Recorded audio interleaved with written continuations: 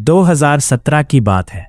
जबलपुर के सरकारी nursing college के हॉस्टल में ईशा और उसकी रूममेट दिव्या एक कमरे में रहती थी।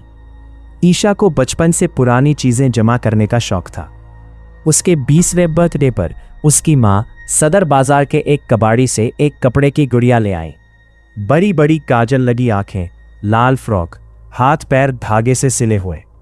माँ ने कहा, दुकानदार ने कहा, इसका नाम बिट्टो है, 70s की है। ईशा खुश हो गई। वो नाइट शिफ्ट से लौटकर उससे बातें करती, उसे अपने तकिए के पास सुलाती। पहली अजीब बात हफ्ते भर बाद हुई। ईशा ड्यूटी से लौटी तो बिट्टो बेड पर नहीं, स्टडी टेबल की कुर्सी पर बैठी थी, पैर लटकाए। ईशा को लगा दिव्या ने मजाक किया है। दिव्या ने कसम खाई, मैंने हाथ भी नहीं लगाया। अगले कुछ दिन दोनों ने टेस्ट किया। सुबह जाते वक्त वो उसे अलमारी में बंद करके जाती। शाम को आती तो वो कभी खिड़की पर, कभी बाथरूम के दरवाजे के पास मिलती। पोजीशन भी बदलती, कभी टांगे क्रॉस, कभी सिर एक तरफ झुका। फिर रात वाली घटना हुई। ईशा ने बिट्टो को कुर्सी पर बिठाया और लाइट बंद की। करीब 2 बजे उसे हल्की सरसराहट सुनाई दी। उसने आंखें खोली तो कुर्सी खाली थी। कमरे के कोने में अंधेरे में बिट्टो खड़ी थी और उसका सिर धीरे धीरे ईशा की तरफ घूमा। वो चीख नहीं पाई, बस कंबल में दुबक गई। सुबह बिट्टो फिर कुर्सी पर थी। तीसरे हफ्ते चीजें गंदी हो गई। एक शाम वो दोनों लौटी तो कॉरिडोर में सफेद A4 शीट बिखरी थी। हर एक पर बच्चों जैसी टेढ़ी हिंदी में लिखा था, मदद करो, मुझे घर ले चलो, अकेला मत छोड़ो। कॉरिडोर के आखिर में बिट्टो दीवार से सटी बैठी थी।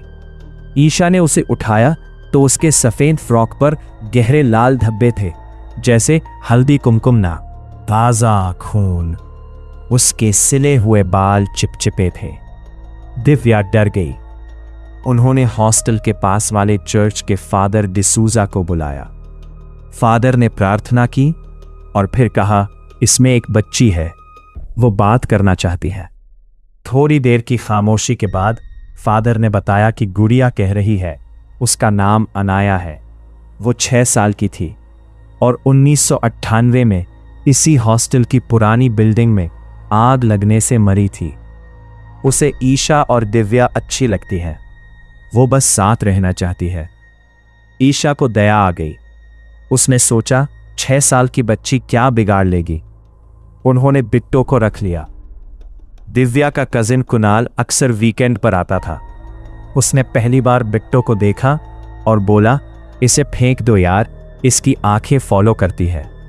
दोनों ने हंसकर टाल दिया।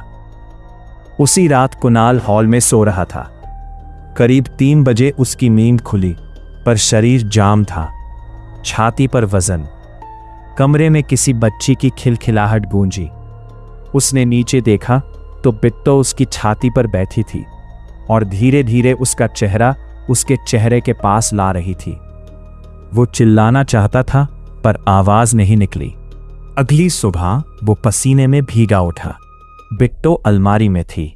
कुणाल ने कहा, यह सपना था, पर 2 दिन बाद सच हो गया। दोपहर में ईशा के कमरे से जोर से कुछ गिरने की आवाज आई। कुणाल भागा। कमरा खाली था, बस बिट्टो फर्श पर पड़ी थी। तभी वही हंसी उसके ठीक कान के पास आई। उसने पलट कर देखा, कोई नहीं। अचानक उसकी टी-शर्ट के अंदर जलन हुई। उसने देखा तो उसकी छाती पर 3 गहरे नाखून के निशान थे। खून रिस रहा था, जैसे किसी छोटे हाथ ने नोचा हो। उस रात ईशा ने भोपाल की Indian society for psychical research को मेल किया। 2 दिन बाद प्रोफेसर सलीम खान और उनकी साथी मीरा जोशी आए। उन्होंने कमरे में EMF मीटर रिकॉर्डर लगाए। रात भर बिट्टो को बीच में रखकर प्रार्थना की। रिकॉर्डिंग में बच्चों की आवाज नहीं, एक भारी मर्दानी फुसफुसाहट आई, मुझे शरीर चाहिए। प्रोफेसर ने सुबह बताया, ये कोई अनाया नहीं है, ये एक प्रेत है जो बच्ची बनकर सहानुभूति लेता है। पहले भरोसा जीतता है, फिर कमजोर शरीर ढूंढता है। इसने ईशा को चुना था क्योंकि वो अकेली थी और इससे बात करती थी। उन्होंने पूरे कमरे का शुद्धिकरण किया। हनुमान चालीसा, और आयतुल कुर्सी दोनों पढ़ी गईं और बिट्टो को लोहे के बक्से में बंद करके नमक, सरसों और कीलों के बीच रख दिया। जाते जाते मीरा ने कहा, इसे तोड़ना मत, जलाना मत, ये चीजें ध्यान खींचती है, हम इसे अपने आर्काइव में रखेंगे।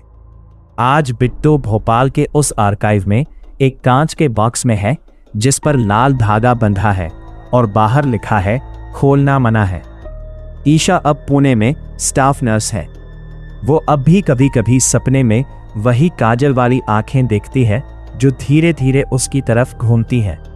और हॉस्टल के पुराने वार्डन कहते हैं, जब भी कोई नई लड़की उस कमरे में पुरानी गुड़िया ले आती है तो पहली रात कॉरिडोर में अपने आप कागज उड़ने लगते हैं।